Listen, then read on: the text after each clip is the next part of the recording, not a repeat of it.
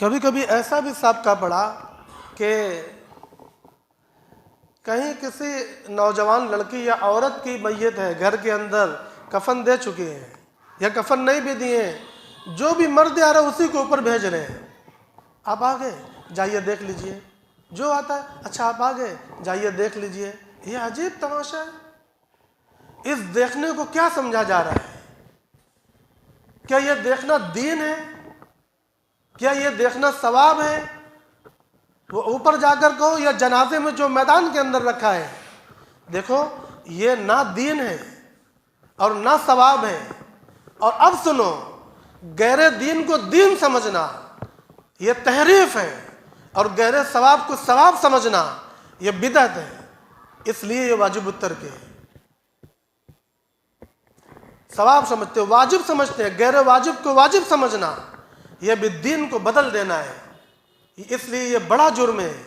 ان تمام اعمال سے پرہیز کرنے کی شدید ضرورت ہے۔ اللہ تعالی ہم سب کو سنت کے مطابق عمل کی توفیق عطا فرماوے، اور اللہ تعالی ہم سب کو سنتوں کو زندہ کرنے والا بنائے۔ اللہ تعالی ہم سب سے باطل کو، بدعت کو، ظلم کو، برائی کو روکنے کا کام لے لے۔ یہ ہم لوگوں کی ذمہ داری ہے، یہ ہم لوگوں کا کام ہے۔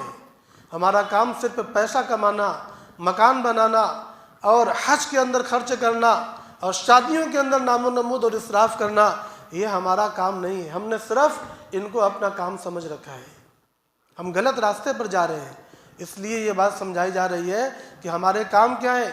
ہمارے پاس 24 گھنٹے کے کام ہیں، ہم ان کو چھوڑ کر دنیا میں، صرف دنیا میں، ایسی دنیا میں جو ہمیں اللہ کی یاد سے غافل کر دیتی ہے، ہم ایسی دنیا میں مبتلا ہو جاتے ہیں۔ یہ مسلمانوں کی شان نہیں ہے۔ اس کے بعد اب جنازے کو قبر تک لے کر جانا ہے۔ یہ بھی مسئلہ پوچھا جاتا ہے کہ جنازے کو جب نکالا جائے تو پیر کی طرف سے نکالا جائے یا سر کی طرف سے، تو اس کا جواب یہ ہے کہ جنازے کو سر کی طرف سے نکالنا افضل ہے، لیکن اگر کسی نے پیر کی طرف سے نکال ہی دیا تو ناجائز اور گناہ نہیں ہے۔ سر کی طرف سے نکالنا افضل اور غیر افضل کا معاملہ یہاں پر ہے، لہذا نکالنا سر کی طرف سے چاہیے۔